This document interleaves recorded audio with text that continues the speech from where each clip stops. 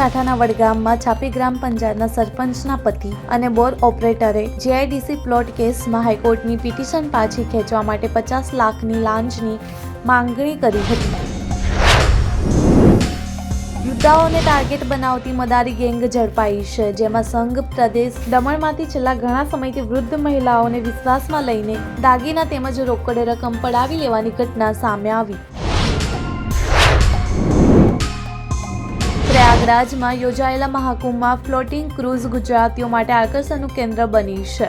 દેશ વિદેશમાંથી હજારો લાખોની સંખ્યામાં શ્રદ્ધાળુઓ પ્રયાગરાજ પહોંચી રહ્યા છે. આમ આદમી પાર્ટીના રાષ્ટ્રીય સંયોજક અને પૂર્વ મુખ્યમંત્રી અરવિંદ કેજરીવાલે શુક્રવારે વડાપ્રધાન નરેન્દ્ર મોદીને પત્ર લખ્યો હતો. દિલ્હી મેટ્રોમાં વિદ્યાર્થીઓ માટે 50% ડિસ્કાઉન્ટની માંગ કરી છે.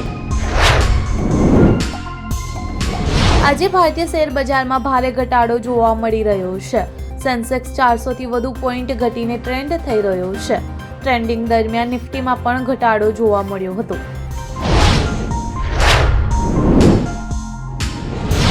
ભારતીય ટીમના વિકેટકીપર બેટ્સમેન ઋષભ પંતે જસપ્રીત બુમરાહની પ્રશંસા કરી છે અને તેને GOAT એટલે કે ગ્રેટેસ્ટ ઓફ ઓલ ટાઈમનો દરજ્જો આપ્યો છે. ઉત્તર પ્રદેશના ઘણા ભાજપ નેતાઓ પ્રયાગરાજમાં મહાકુંભમાં મેળામાં પહોંચ્યા છે, જ્યાં તેમણે સફાઈ કર્મચારીઓને બંધારણની નકલોનું વિતરણ કર્યું છે.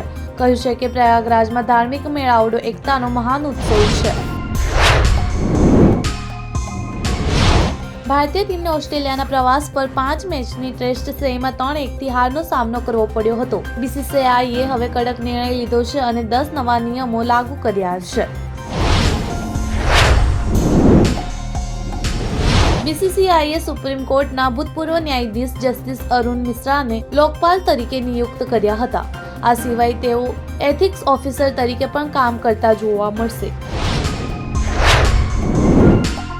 ચીનના હેકર્સ અમેરિકન નાણામંત્રી જેનેટ યેલેનના કોમ્પ્યુટરમાં ઘૂસ્યા છે. ચીની હેકર્સે US સેનેટ સભ્ય અને ટ્રેઝરી સેક્રેટરી જેનેટ યેલેનના કોમ્પ્યુટરમાંથી ઓછામાં ઓછી 50 ફાઇલો ચોરી લીધી છે.